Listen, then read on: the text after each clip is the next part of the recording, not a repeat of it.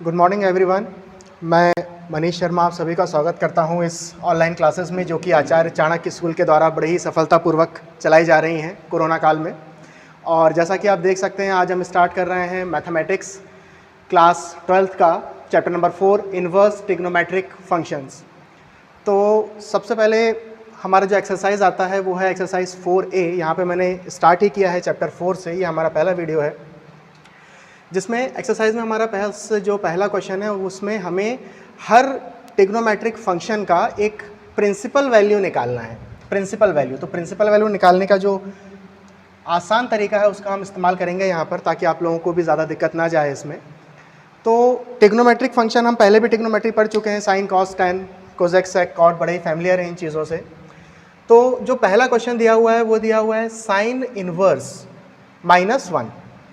Sine inverse का -1 आपको value दिया हुआ है और इसका आपको निकालना है प्रिंसिपल वैल्यू। ठीक है, बड़ा ही आसान सा काम है। साइन इनवर्स -1 मतलब साइन का वैल्यू -1 कब होता है ये मुझे इसके लिए याद करना पड़ेगा। ठीक है, तो अगर आप 12th क्लास में तो ऑब्वियसली ये चीज़ बड़ी सी कॉमन है, कोई बता देगा कि -1 का वैल्यू होता है π/2 के ऊपर। या मैं इसको दूसरे शब्दों में अगर लिखना चाहूँ तो कैसे लिख सकता हूँ, साइन -π/2 इक्वल्स टू -1 होता है। मतलब इसकी वैल्यू मैंने क्या रख दी यहाँ पर, -π/2 रख दी। साइन -π/2 की वैल्यू कितनी होती है, -1 होती है। -1 की वैल्यू यहाँ पर थी और -1 इसलिए लिया क्योंकि ये चीज़ हमको क्वेश्चन में दिया हुआ है। अब नेक्स्ट स्टेप में क्या करना चाहिए हमें, साइन और ये जो -π/2 है इसमें से साइन को यदि मैं 1 के पास ले जाना चाहूँ, साइन को यदि मैं 1 के पास ले जाना चाहूँ, यहाँ मैं साइड में आपको करके बता रहा हूँ, तो -π/2 यहीं पर रह जाएगा। ये वाला जो -π/2 है मैंने यहाँ पर लिख दिया, इक्वल्स टू का साइन लगा दिया, -1 इधर पे ऑलरेडी है और ये चीज़ जब इस तरफ घूम के आएगी तो यहाँ पे क्या आ जाएगा, आपका साइन इनवर्स लिखा हुआ आ जाएगा। मतलब यही वाली स्टेप है जो यहाँ पर लिखी हुई है, मतलब इसको मैंने जमा के लिख दिया। साइन इनवर्स -1, साइन इनवर्स -1 की वैल्यू कितनी आ गई आपकी, -π/2। बस इसको केवल जमाने का ही काम है और ये जो आंसर आया है ये आपका फाइनल आंसर है, या फिर आप कह सकते हैं कि ये आपका प्रिंसिपल वैल्यू आ गया है साइन इनवर्स -1 का। तो ये तो एक बहुत ही बेसिक सा क्वेश्चन था, स्टार्ट किया है हमने आज। इसी से रिलेटेड ये तो साइन का फंक्शन हो गया। अब मुझसे क्या सेकंड क्वेश्चन में क्या पूछ लिया गया कि tan इनवर्स का वैल्यू 1/√3 कब होता है, ये मुझे याद करना पड़ेगा। tan का वैल्यू 1/√3 कब होता है, तो इसको मैं कैसे लिख सकता हूँ, मुझे पता है कि tan का वैल्यू 1/√3 कब होता है, π/6 के ऊपर। यहाँ पे पाई को भी आपको समझना पड़ेगा। पाई को आप कैसे समझेंगे, नॉर्मली पाई को हम रिप्रेजेंट करेंगे यहाँ 180 डिग्री से। तो यहाँ मैंने क्या लिख रखा है, π/6 लिख रखा है, मतलब मैं इसको ऐसे लिख सकता हूँ 180/6 लिख सकता हूँ। इसको जब आप कैंसिल आउट करें तो कितना आ जाएगा, 6 1 = 6, 6 3 = 18 और ये 0, मतलब आपका वैल्यू कितना निकल के आ रहा है यहाँ पर, 30 डिग्री निकल के आ रहा है। मतलब ये मैंने क्या लिख रखा है, कुल मिला के tan 30 लिख रखा है। और जैसा कि आप लोगों को भी पता होगा tan 30 का वैल्यू कितना होता है, 1/√3 होता है।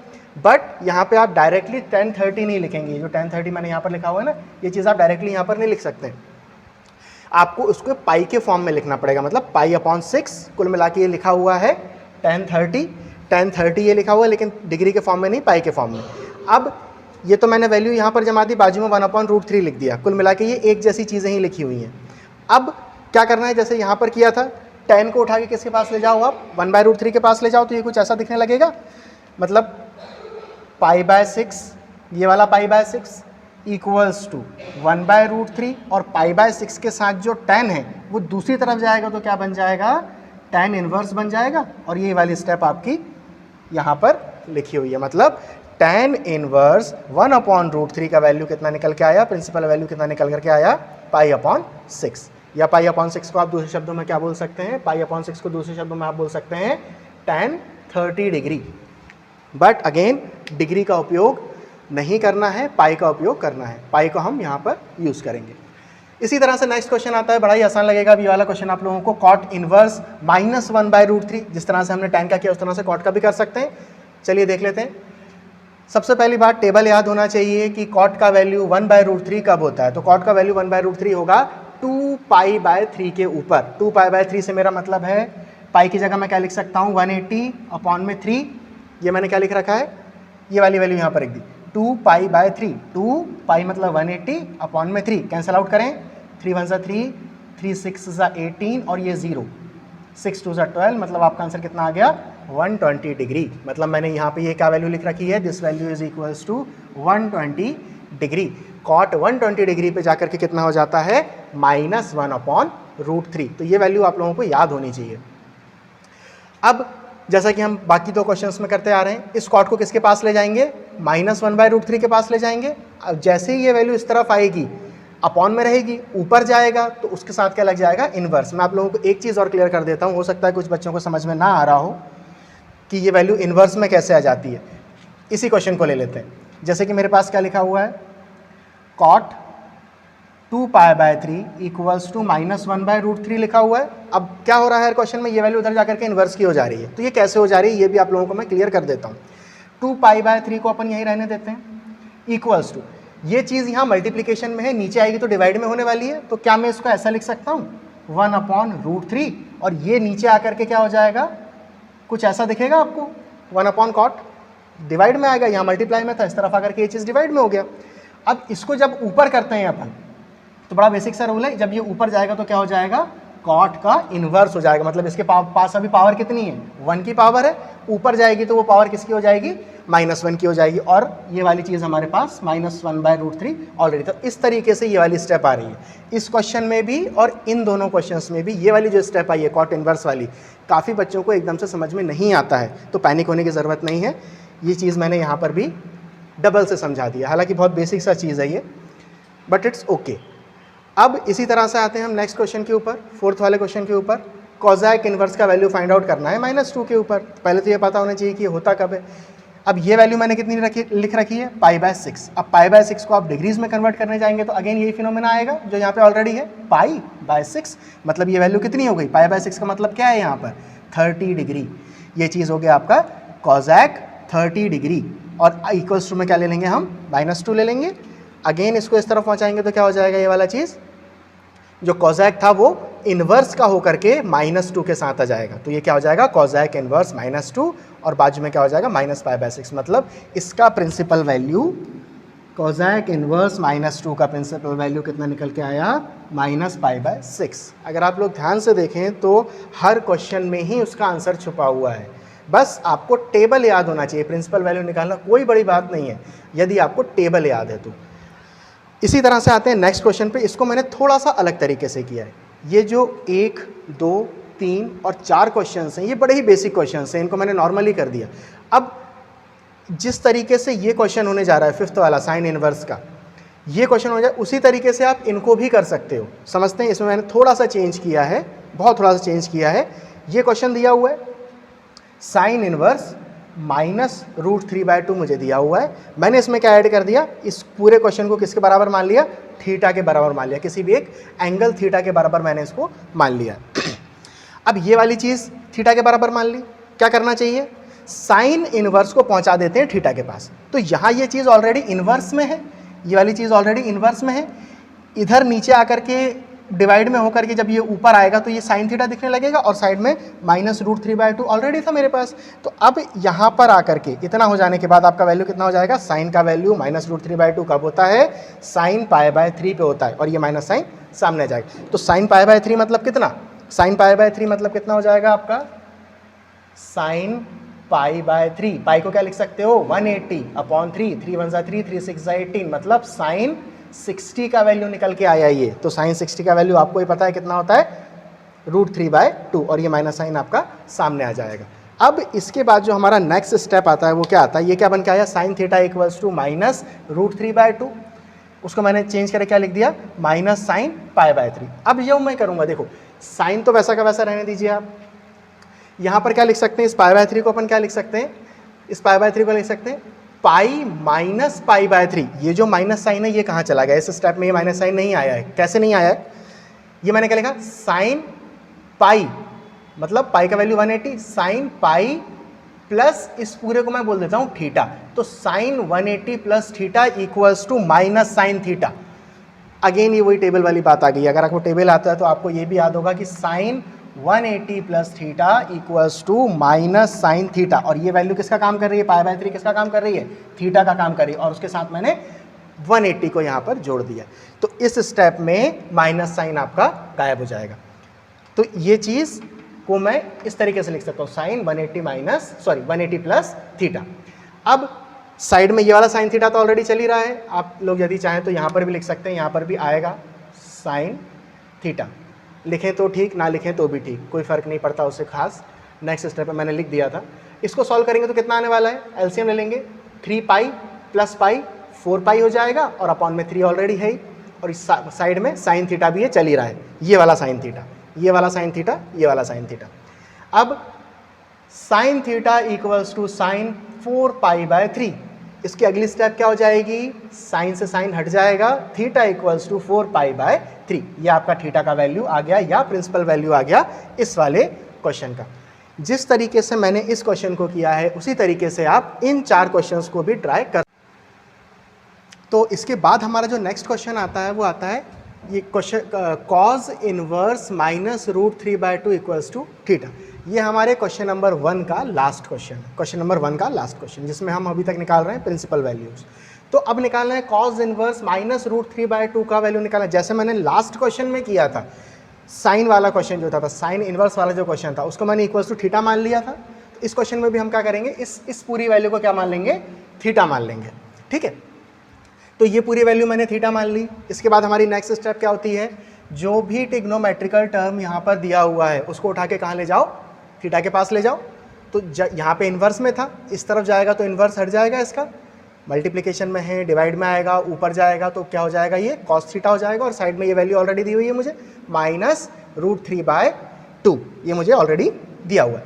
अब इसके बाद ये याद होना चाहिए कि √3/2 का वैल्यू कॉज में कब आता है, तो ये वैल्यू आपका आता है π/6 के ऊपर। हम अभी थोड़ी देर पहले भी सॉल्व कर चुके हैं, π/6 का वैल्यू अगर आप डिग्रीज में लेना चाहें तो कितना आएगा, π/6 का वैल्यू कितना आएगा, 180/6। सिंपल, इसको आप बार बार बोर्ड पे करने की ज़रूरत नहीं है, इसे आपको अपने दिमाग में बैठाना होगा कि अगर π/6 लिखा है मतलब मेरे दिमाग में क्या आ जाना चाहिए, 180/6 लिखा है, 180/6 मतलब 6 से 3 टाइम्स में कैंसिल हो जाएगी वो वाली चीज़, तो कितना आ जाएगा, 3 और 0 30, मतलब ये किसका वैल्यू लिखा हुआ है, cos 30 का वैल्यू लिखा हुआ है। cos 30 का वैल्यू कितना लिखा हुआ है, पाई के फॉर्म में, π/6, और ये वाला साइन माइनस का साइन यहाँ पे ऑलरेडी हमारे पास रहेगा। इसके बाद माइनस कॉस थीटा बोल सकता हूँ क्या मैं इसे, क्या बोल सकता हूँ, माइनस कॉस थीटा। तो माइनस कॉस थीटा को यदि मैं 180 के फॉर्म में लिखना चाहूँ तो जैसे हमने लास्ट क्वेश्चन में किया था, कैसा आ जाएगा, cos pi minus π/6, cos 180 minus theta equals to minus cos theta. इसको रिवर्स करने पे प्रीवियस स्टेप हमें मिल जा रहा है, मतलब ये स्टेप इस स्टेप को लिखने से क्या हो जाएगा, ये वाला जो माइनस साइन है हमारा, ये वाला माइनस साइन हमारे पास से गायब हो जाएगा। क्या हो जाएगा, कॉस पाई माइनस π/6, क्योंकि मुझे पता है कॉस पाई माइनस π/6 की वैल्यू होती है माइनस कॉस π/6, या ये जो वैल्यू काम कर रही है, ये जो वैल्यू काम कर रही है, ये किसका काम कर रही है, थीटा का काम कर रही है। ओके, तो इसके बाद जब हम सॉल्व करेंगे एलसीएम लेना पड़ेगा, 6 पाई हो जाएगा ऊपर जाकर के, 6 पाई में से 1 पाई गया तो 5 पाई बचेगा, और डिनोमिनेटर में आपका 6 ऑलरेडी है, तो कॉस 5 π/6। और इस कॉस को भी हमें साथ में लेके चलना होगा, जैसे हमने लास्ट टाइम साइन को साथ में लेके चले थे। तो ये चीज़ हो गई आपकी कैंसिल, तो थीटा का वैल्यू कितना आ गया आपका, 5 π/6, ये आपका आ गया थीटा का वैल्यू। अब ये तो आपको क्वेश्चन नंबर 1 खत्म हुआ। इस क्वेश्चन में हम प्रिंसिपल वैल्यू फाइंड आउट कर रहे थे। जो हमारा क्वेश्चन नंबर 2 है वो मैंने यहाँ पर लिखा नहीं है, क्योंकि उसमें भी जब आप बुक में देखेंगे तो लिखा हुआ है find the principal value of the following. ये भी प्रिंसिपल वैल्यू निकालना है और ये भी प्रिंसिपल वैल्यू ही निकालेंगे हम, बट यहाँ पे क्वेश्चन छोटा सा था, यहाँ पे क्वेश्चन थोड़ा सा बड़ा कर दिया गया है। कोई बड़ी बात नहीं है, निकालना प्रिंसिपल वैल्यू ही है। जो तरीका यहाँ अपनाया जा रहा था फर्स्ट क्वेश्चन में, वही तरीका सेकंड क्वेश्चन में भी अपनाया जाएगा। कैसे, देखिए बड़ा आसान है, वो दिखने का बड़ा है लेकिन आप लोगों को ज़्यादा लेंदी या टफ जाने वाला नहीं है, ये चीज़ बड़ी आसान है। ये तो आपको क्वेश्चन दिया हुआ है, cos inverse cos 2π/3 sine inverse sine 2π/3, ये तो हमारा क्वेश्चन हो गया। इसका प्रिंसिपल वैल्यू निकालना है, कैसे निकाला जाए, कॉस इनवर्स को तो वैसा का वैसा रहने देते हैं, कॉस 2π/3 को भी वैसे ही रहने देते हैं। इसको चेंज करना पड़ेगा। कैसे चेंज करना पड़ेगा, साइन इनवर्स तो ऑलरेडी है हमारे पास, वैसा का वैसा लिख लो। साइन 2π/3 को मैंने क्या लिखा हुआ है, पाई माइनस पाई अपॉन 3, पाई माइनस पाई अपॉन 3। क्या इसको सॉल्व करने पर ये वाला स्टेप आएगा? करके देखते हैं। ये 3 यहाँ चला जाएगा, 3 पाई माइनस पाई कितना आ गया? 2 पाई, और अपॉन में भी 3 आ गया। कुल मिला के मैंने 2 पाई बाय 3 को 180 के फॉर्म में जमा दिया है। साइन 180 माइनस थीटा के फॉर्म में मैंने इसको ब्रेक कर दिया है। और ब्रेक करने का रीज़न भी है क्योंकि मुझे इसका प्रिंसिपल वैल्यू निकालना है। अब ये वाली चीज़ और ये वाली चीज़, इसके साथ तो मैंने ज़रा सा भी डिस्टर्बेंस नहीं किया, ये मैंने वैसा का वैसा नीचे लिख दिया। साइन इनवर्स को भी वैसा का वैसा नीचे लिख दिया। Sine 180 minus theta equals to sine theta, यहाँ लिख देता हूँ मैं साइड में, sine 180 minus theta equals to sine theta. Sine 180 minus theta equals to sine theta. Theta का काम कौन कर रहा है यहाँ पे? थीटा का काम कर रहा है यहाँ पे पाई बाय 3। तो मैं इसको क्या लिख सकता हूँ? साइन पाई बाय 3 लिख सकता हूँ। अब इसमें अच्छी बात ये होगी, ये कॉस इनवर्स है और ये कॉस 2 पाई बाय 3 है। पावर माइनस में है, पावर यदि माइनस में हो तो ये चीज़ 1 के अपॉन में लिख सकते हैं हम। मतलब इसको यहाँ साइड में लिख दे रहा हूँ मैं, फेयर पार्ट नहीं है, ये समझने वाला ही पार्ट है। क्या मैं कॉस इनवर्स को 1 अपॉन कॉस लिख सकता हूँ? और ये वाली चीज़ साइड में रहेगी, कॉस 2 पाई बाय 3 साइड में है ब्रैकेट में। तो उससे होगा ये कि कॉस से कॉस कैंसिल हो जाएगा, मेरे पास वैल्यू क्या बचेगी? केवल 2 पाई बाय 3। और सेम फिनोमिना मैं इसके साथ भी कर सकता हूँ, साइन इनवर्स 1 के अपॉन में आ जाएगा, साइन से साइन। ये समझाने वाली बात थी, आप यदि चाहें तो पेंसिल से इसको डायरेक्टली कर सकते हैं। डायरेक्टली करना पड़ेगा आपको, ये लिखने वाला पार्ट नहीं है। हम बड़ी क्लास में आ चुके हैं, इस चीज़ को हम अब लिखना छोड़ना पड़ेगा। डायरेक्ट इसको कैंसिल कीजिए, कैंसिल का साइन लगाइए और आगे आपको वैल्यू क्या आ जाएगी? 2 पाई बाय 3 और यहाँ से पाई बाय 3। अब इसके आगे डायरेक्ट मैंने पाई लिख दिया है, इसमें ज़्यादा कन्फ्यूज होने की ज़रूरत भी नहीं है। क्या हो जाएगा? चलिए आप लोगों को समझाने के लिए मैं यहाँ पे कर भी देता हूँ। एलसीएम लेना पड़ेगा। एलसीएम कितना आएगा? 3 आएगा। ऊपर क्या हो जाएगा? 2 pi plus pi. 2 pi plus pi कितना हो जाएगा? 3 पाई। ऑलरेडी नीचे 3 था, 3 से 3 कैंसिल, आंसर कितना आ गया आपका? पाई। तो ये आपका फाइनल आंसर आ जाएगा। अब इसके बाद भी ये स्टेप आप लोगों को डायरेक्ट दिमाग में आना चाहिए। क्यों? क्योंकि इसके बाद यदि आप इतना अभी भी लिख रहे हैं इतनी हायर क्लास में आने के बाद, तो वो चीज़ अच्छा नहीं लगता है आपके रिप्रेजेंट करने पे आंसर को। जो आप जब आप बोर्ड में इस चीज़ को रिप्रेजेंट करेंगे तो इसके बाद आप डायरेक्टली इसको लिखिएगा। ये वाला पार्ट आपको अगेन, इतना क्वेश्चन आपके दिमाग में सॉल्व होने की कैपेसिटी अब आ जानी चाहिए। ठीक है, चलिए इसी तरह से हम अगला क्वेश्चन करते हैं। अगेन प्रिंसिपल वैल्यू निकालना है sine inverse sign 3 pi by 5 का। पहले एक ही टिग्नोमेट्रिकल क्वांटिटी होता था, अब 2 टिग्नोमेट्रिकल क्वांटिटीज दे दी उन्होंने और एक साथ, और बोल दिया इसका प्रिंसिपल वैल्यू निकालो। बड़ा आसान काम है, ये तो मैंने क्वेश्चन लिखा वैसा का वैसा। साइन इनवर्स को हम टच नहीं करेंगे। क्यों? क्योंकि जैसे कॉस कैंसिल हुआ था, साइन कैंसिल हुआ था, इस क्वेश्चन में भी ऐसा ही कुछ होगा। तो हम साइन इनवर्स को तो टच नहीं करते, लेकिन अंदर वाली वैल्यू को पाई के फॉर्म में लिख सकते हैं क्या? बिल्कुल लिख सकते हैं। साइन 3 पाई बाय 5 लिखा हुआ है, क्या इसको ऐसे लिख सकते हैं? Sign pi minus 2 pi by 5। इसको आप सॉल्व करके देखिए, 5 उठ के पाई के साथ आने वाला है, 5 pi minus 2 pi equals to 3 pi हो जाएगा। मतलब इसको सॉल्व करने पे ये वाली स्टेप आ जाएगी। इस पूरे वैल्यू को सॉल्व करने पे मुझे अगेन क्या मिल जाएगा? 3 पाई बाय 5 मिलने वाला है। मतलब ये मैंने 180 के फॉर्म में इसको तोड़ लिया। ठीक है, तो ये बेसिक है, आपको याद रखना है कि जो भी एक पार्ट है उसको आपको 180 के फॉर्म में तोड़ना होगा। ये वाली चीज़ हमने 180 के फॉर्म में तोड़ ली। अब क्या करें? इसको तो हमें टच ही नहीं करना है, लेकिन sine pi minus pi by 2 pi by 5 को क्या लिख सकते हैं? Sine 180 minus theta. Sine 180 minus theta equals to sine theta. Again ये टेबल वाली बात आ गई है, टेबल आप लोगों को याद होने चाहिए। तो इसको क्या लिख सकते हैं? साइन 180 माइनस थीटा को क्या लिख सकते हैं? Sign theta. थीटा का काम कौन कर रहा है? 2 पाई बाय 5 कर रहा है, 2 पाई बाय 5 कर रहा है। अगेन वही वाली बात आ गई, यहाँ पे ये चीज़ हम डायरेक्टली कैंसिल कर देंगे और हमारा आंसर निकल कितना आ जाएगा? 2 पाई बाय 5 आ जाएगा। तो ये आपका प्रिंसिपल वैल्यू आ गया। बड़ा ही छोटा सा क्वेश्चन था, क्योंकि इसमें केवल एक ही ट्रिग्नोमेट्रिकल टर्म दिया हुआ था। ये दिखने में थोड़ा सा बड़ा है, बट अगर आप ध्यान से देखें तो इस पार्ट के साथ हमने बिल्कुल ज़रा सा भी कोई टच नहीं किया है। केवल ये वाला पार्ट हमने सॉल्व किया था और हमारा आंसर आ गया। और सॉल्व करने में भी ज़्यादा कुछ नहीं है, आपको केवल 180 के फॉर्म में चेंज करना ध्यान में आना चाहिए। ठीक है, एक बार यदि आप 180 के फॉर्म में चेंज करना सीख गए, पाई अपॉन 6 कितना होता है, पाई अपॉन 3 कितना होता है, इतना करना सीख गए, तो ये चीज़ बड़ी आसानी से हो जाती है। प्रिंसिपल वैल्यू निकालना कोई कठिन काम नहीं है। चलिए अब आते हैं हम हमारे नेक्स्ट क्वेश्चन के ऊपर, क्वेश्चन नंबर 3 के ऊपर, जिसमें दिया हुआ है cos inverse cos 7 pi by 6। ठीक है, तो अगेन क्या करना पड़ेगा, कॉज इनवर्स को तो वैसा का वैसा रहने देते हैं, इसको 180 के फॉर्म में चेंज करना है, लेकिन इसको 180 के फॉर्म में चेंज करना उतना आसान काम नहीं है, ये चेंज होगा 360 के फॉर्म में। ठीक है, अभी तक तो हमने 180 के फॉर्म में चेंज कर लिया, ये होगा 360 के फॉर्म में, और ये आपको प्रैक्टिस से आएगा।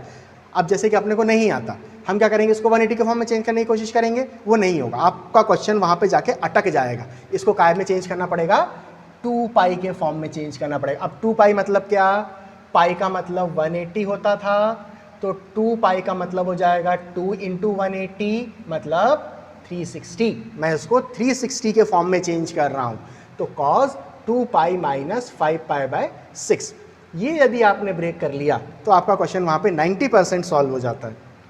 सॉल्व करके देख लेते हैं इसको, 6 2 12, 12 माइनस 5 कितना आ जाएगा, 7 पाई। मतलब इसको सॉल्व करने पे ये वाली वैल्यू मुझे मिल जा रही है, मतलब मैंने ये जो ब्रेक किया है ये बिल्कुल सही ब्रेक किया है। अब क्या हो जाएगा, cos 360 minus theta equals to cos theta, ये वैल्यू आपको फिर से याद होनी चाहिए 360 तक।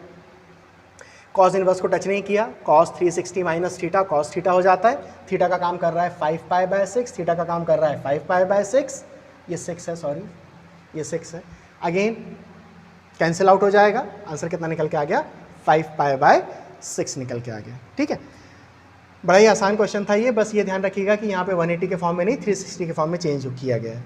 अब आते हैं हम क्वेश्चन नंबर 4 के ऊपर, क्वेश्चन नंबर 2 का ही 4th पार्ट है ये, tan inverse tan 3 pi by 4। एक चीज़ तो आप लोगों के दिमाग में आ गया होगा कि मुझे जो शुरू वाला पार्ट रहता है, cause inverse sine inverse sign inverse sine inverse cause inverse, इसको टच नहीं करते हैं। तो इस क्वेश्चन को देखते ही हमें ध्यान में आ जाना चाहिए कि tan इनवर्स को तो हम टच ही नहीं करेंगे। अंदर वाला tan वैसा का वैसा, इसको काय के फॉर्म में चेंज करने की कोशिश करते हैं, सबसे पहले 180 के फॉर्म में चेंज करने की कोशिश करते हैं।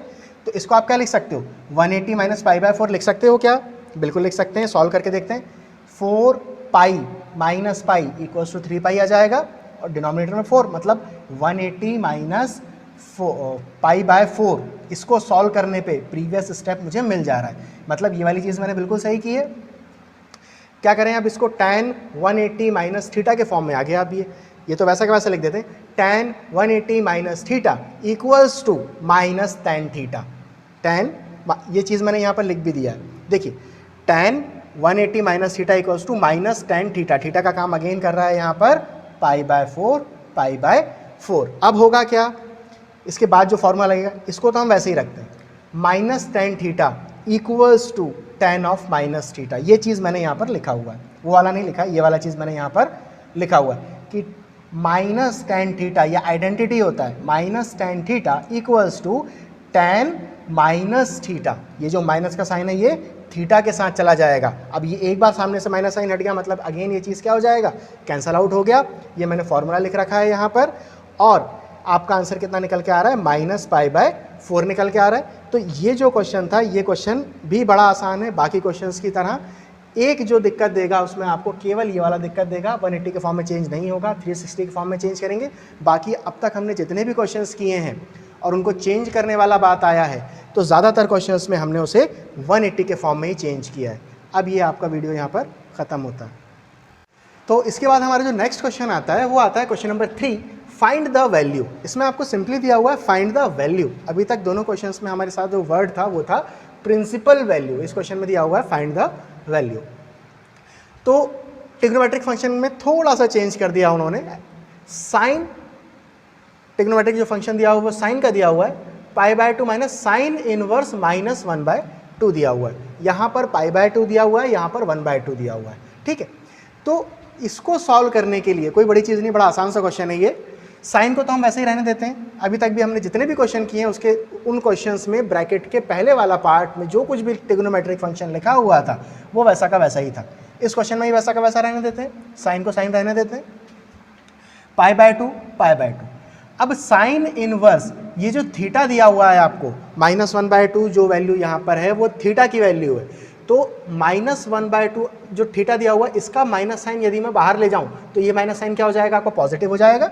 मतलब नेक्स्ट स्टेप में मैंने इसको पॉजिटिव कर दिया है, साइन इनवर्स को वैसा का वैसा रखा है, और एंगल क्या हो जाएगा 1/2। ये होता है आइडेंटिटी से। आप लोगों के लिए मैंने उस आइडेंटिटी को भी साइड में लिख रखा है।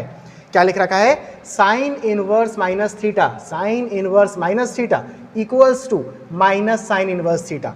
Minus sine inverse theta. अब यहाँ माइनस क्यों नहीं आया, क्योंकि ऑलरेडी एक माइनस था, उसने क्या कर दिया, इसको प्लस कर दिया, तो प्लस साइन इनवर्स 1/2। 1/2 यहाँ पर काम कर रहा है x का। अब साइन को वैसा रहने देते हैं, इसको वैसा रहने देते हैं। साइन इनवर्स का वैल्यू 1/2 पर कब होगा, मतलब 1/2 वैल्यू साइन में कब आती है। डिग्रीज के फॉर्म में बात करें तो शायद आप लोगों को याद होगा, लेकिन यहाँ पे आपको किस फॉर्म में लिखना है, π/6 के फॉर्म में लिखना है। पहले भी हम इससे पहले जो क्वेश्चन सॉल्व किया उसमें डिस्कस कर चुके हैं, अब तो याद भी हो जाना चाहिए कि π/6 का मतलब होता है 180/6, जिसका वैल्यू आता है 30।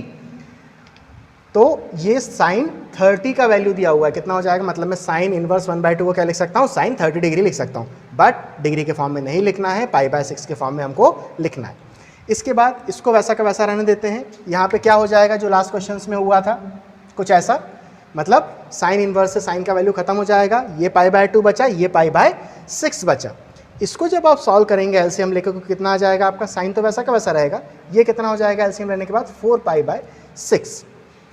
ठीक है, 4π/6 एक बार कैंसिल हो सकता है क्या, ये 2 2 ज़ा 4, 2 3 ज़ा 6, तो आपका आंसर कितना आ रहा है, साइन 2π/3 आ रहा है। अब इस वैल्यू को चेंज करना पड़ेगा, जैसा कि हम पिछले क्वेश्चंस में भी करते आ रहे थे, 180 के फॉर्म में। 180 के फॉर्म में चेंज करने के लिए क्या किया जाए, साइन को वैसा रहने देते हैं, 180 माइनस π/3 लिख सकते हैं क्या, 3 उठ के पाई के पास जाएगा, 3π माइनस पाई इक्वल्स टू 2π और अपॉन में 3 रहेगा, मतलब इसको सॉल्व करने पे ये स्टेप आ रहा है। मतलब ये चीज़ मैंने 180 माइनस थीटा के फॉर्म में लिख दी। आइडेंटिटी फिर से याद होना चाहिए, sine 180 minus theta equals to sine theta. अब साइन π/3 मतलब कितना, पाई मतलब 180 अपॉन में 3, 3 1 ज़ा 3, 3 6 ज़ा 18, मतलब ये किसकी वैल्यू बोल रहे हैं कुल मिला के, ये वैल्यू बोल रहे हैं साइन 60 डिग्री की, जो होती है √3/2। तो आपका वैल्यू कितना निकल के आ गया, ये प्रिंसिपल वैल्यू नहीं है, एक नॉर्मल हमने इसको सॉल्व किया है, तो आपका आंसर कितना आ रहा है, √3/2 आ रहा है। इसी तरह से आते हैं हम नेक्स्ट क्वेश्चन के ऊपर। tan इनवर्स 1 दे रखा है इन लोगों ने, इसे ब्रैकेट में कर देते हैं। tan इनवर्स 1 दे रखा है, साइन इनवर्स -1/2 दे रखा है। ठीक है, ये कुछ सेम है जो लास्ट क्वेश्चन में भी था, साइन इनवर्स -1/2, साइन इनवर्स -1/2। पहला काम क्या करना चाहिए इस क्वेश्चन के साथ, इस माइनस साइन को बाहर कर देना चाहिए। ठीक है, यहाँ पे हमने माइनस साइन बाहर किया था तो ये प्लस का हो गया था, यहाँ पे हम माइनस साइन बाहर करेंगे तो ये साइन किसका हो जाएगा, माइनस का हो जाएगा। मतलब माइनस और प्लस मिलके आपस में माइनस हो जाएंगे, ये चीज़ वैसा का वैसा और ये पूरा पोर्शन वैसा का वैसा। Sine inverse minus theta equals to minus of sine inverse theta, यही वाला फॉर्मूला आपका यहाँ पर भी लग जाएगा। इसी के साथ tan इनवर्स 1 का वैल्यू कब होता है, π/4 पे होता है। फिर से कन्फ्यूज होने की ज़रूरत नहीं है, π/4 का मतलब सिंपली यहाँ पर है 45 डिग्रीज, tan 45 डिग्री पे वैल्यू 1 रहता है। तो चलिए मैं आप लोगों को सॉल्व भी कर देता हूँ, 180/4 कैंसिल आउट करें 5। ठीक है, तो ये वैल्यू आपके आ गई, 1 लिखा था, π/4 के फॉर्म में लिख दिया, और ये वैल्यू अभी अभी अपन ने देखा था यहाँ पर, साइन इनवर्स 1/2 की वैल्यू कितनी होती है, π/6 पर होती है, तो इसकी जगह मैं क्या लिख सकता हूँ, π/6 लिख सकता हूँ। इसके बाद क्वेश्चन में कुछ भी नहीं रह गया, आपको केवल एलसीएम लेके सॉल्व करना है। ये यहाँ पर लिखा हुआ है 2। ठीक है, तो ये चीज़ आप लोगों का सॉल्व करने के बाद एक सिंपल आपका आंसर आ जाएगा π/12। तो ये क्वेश्चन आपका यहाँ पे खत्म हुआ। इसमें आपको प्रिंसिपल वैल्यू पे नहीं जाना है। इस क्वेश्चन, ये वाला क्वेश्चन तो इतना आसान है कि आपको 180 के फॉर्म में भी चेंज करने की ज़रूरत नहीं है, वैसे ही सारे के सारे जो फंक्शंस दिए हुए थे वो ऑटोमेटिकली हट गए, यहाँ पे हटाने के लिए हमने थोड़ा सा चेंज किया था। इसके बाद आते हैं नेक्स्ट क्वेश्चन के ऊपर, थर्ड क्वेश्चन के ऊपर, cos इनवर्स -√3/2 प्लस π/6 के ऊपर आते हैं। वैसे ही रहने देते हैं, इसको क्या लिख सकते हैं, cos इनवर्स -√3/2 को पाई के फॉर्म में, देखिए यहाँ पर इस पूरी वैल्यू को थीटा मान लिया गया है। ठीक है, तो cos वैसा का वैसा, pi minus cos inverse 1 -√3/2 plus 6 को 180 से माइनस करके लिख दिया हमने। इससे होगा ये कि ये तो वैसा का वैसा रहेगा, पाई को भी वैसे रहने देते हैं, इसकी वैल्यू हमको पुट करनी पड़ेगी। cos इनवर्स -√3/2 की वैल्यू कितनी हो जाएगी, -π/6 हो जाएगी, और ये वाला चीज़ वैसा का वैसा लिख दिया। इससे फ़ायदा ये होगा कि ये दोनों चीज़ें सीधे सीधी कैंसिल हो जाएंगी, cos की वैल्यू पाई के साथ आ रही है, तो cos पाई का वैल्यू मुझे पता है कितना था, cos पाई का मतलब है यहाँ पर 180। ठीक है, तो cos 180 का वैल्यू होता है -1, तो आपका आंसर कितना आ गया, -1। इसके बाद ये मैंने क्वेश्चन नंबर 3 तक सॉल्व किया है। इसके बाद आपका एक क्वेश्चन और आएगा, क्वेश्चन नंबर 4, वो मैं आप लोगों को होमवर्क दे रहा हूँ, उस क्वेश्चन को आप घर पे ट्राई कीजिएगा। अब तक इस पूरे वीडियो में हमने जितने भी क्वेश्चंस किए हैं, ठीक उसी तरह से लास्ट वाला क्वेश्चन भी हो जाएगा और ये एक्सरसाइज भी आपकी यहाँ पर आके फिनिश हो जाती है। तो आज की इस वीडियो के लिए इतना ही। क्वेश्चन नंबर 4 आप लोग घर पे ट्राई कीजिएगा, यदि नहीं आता है तो आप लोग पूछ सकते हैं, मैं उसको यहाँ पे फिर से सॉल्व करके भी बता दूंगा। और इस वीडियो में इस एक्सरसाइज को हम वाइंड अप करते हैं। आज के लिए इतना ही। कोरोना से जंग में, चाणक्य आपके संग में।